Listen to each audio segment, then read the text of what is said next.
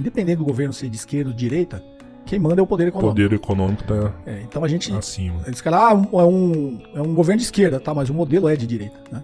O modelo neoliberal, você viu, essa turbulência toda que gerou no final do ano passado, o poder que o mercado financeiro exerce sobre a política, né? Então a política em algum momento acaba fazendo o que eles querem. Via essa pressão toda que o mercado financeiro faz em cima de movimentos no mercado financeiro. Então assim, como que eu saio desse modelo neoliberal? Tem coisas que dá para fazer, né? Assim, o que eu falei, tem muita gente, eu falei até nesse podcast da Faria Lima, né?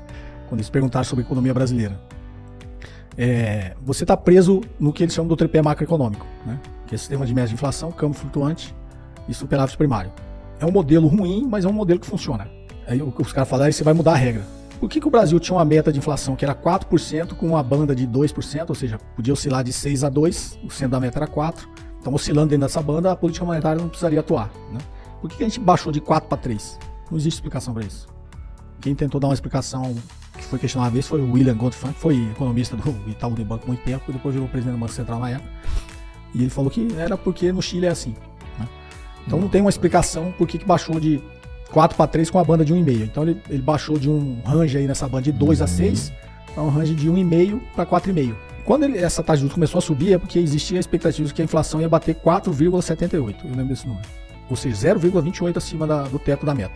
E aí começou a escalada da taxa de juros. Se a banda fosse anterior, a política monetária não precisaria ter atuado. Aí fala assim, mas é fácil, você só muda os números e aí... Não, é porque a nossa economia, a estrutura da nossa economia não é uma estrutura de uma economia dinâmica. A gente não tem respostas dentro da nossa estrutura da economia que façam com que essa volatilidade na taxa de inflação seja menor. Quando a gente olha e você fala, os países desenvolvidos tá com problema, aí a taxa de juros sai de 2, vai para 3, vai para 4 e depois cai, né? Por que a nossa sai de 2 e vai para 14 e depois cai esse negócio gigantesco? Porque a nossa economia ela é dinâmica. O que eu falo de dinamismo? O que é inflação? É pressão sobre a demanda. Sim. Então se eu tenho 10 sacos de arroz para vender e 10 caras para comprar cada 1 quilo de arroz, tá legal, o preço está em equilíbrio. Quando eu tenho agora 15 caras querendo comprar os mesmos 10 sacos de arroz, o preço de equilíbrio vai subir. Sim. Isso é inflação. É um aumento generalizado nos preços na economia. Porque quando a gente aumenta a demanda, a gente tem pressão inflacionária, porque a nossa economia não tem capacidade de aumentar a capacidade de oferta numa mesma velocidade. Nenhuma tem, só que outras têm mais ou têm menos, tá? As que têm a capacidade de aumentar a capacidade de oferta mais rápida são as que têm essa oscilação menor na taxa de inflação. As que são mais lentas são as que têm as taxas maiores. A nossa está nessa mais lenta. E aí eu aumento a taxa de juros, qual o sinal que eu estou dando? Primeiro, a taxa de juros atua sobre a demanda.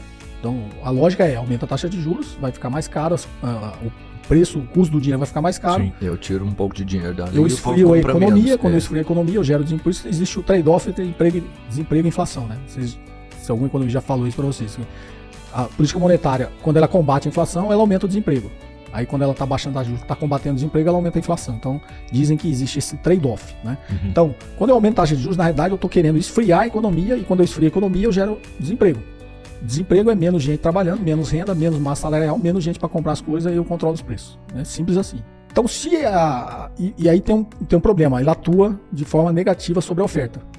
Imagina que você é o produtor de arroz. Aí você produz 10 kg de arroz, tem 10 kg de arroz de demanda. Aí eu pego e aumento a taxa de juros, porque agora tem 12 caras querendo comprar arroz. Só que aí eu vou gerar um nível de redução na atividade que agora não vai ter mais 10, vai ter só 8 querendo comprar arroz. Você vai aumentar a sua capacidade de produzir arroz? Não. Não vai. Pelo contrário. Pelo contrário. Você vai, agora vou esperar, sobrar, porque até menos. o 8, depois o 8 voltar pro 10, eu atendo.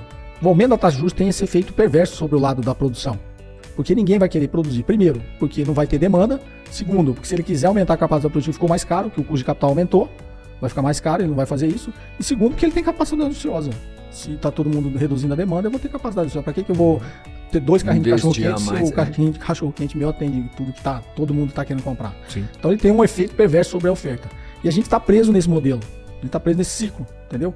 Então, se a gente não tiver um plano de país, de desenvolvimento da nossa indústria, de desenvolvimento da nossa capacidade de produção, de uma reforma do sistema da gente tributar isso aí, a gente tributa muito consumo e produção e menos renda e patrimônio. Não faz sentido nenhum. Tá tudo, uma teia que tá toda errada, entendeu? Então, se a gente não corrigir isso aí, não corrigir esses problemas estruturais da nossa economia, a gente vai estar sempre preso nesse modelo, entendeu? Aí o governo tem muito pouca margem de manobra, né? isso que eu tô falando, assim, sem fazer a ruptura, poderia ter sido feito. Muda essa meta de inflação, que aí você dá um fôlego maior para a economia não ficar tendo que subir e baixar a taxa de juros a qualquer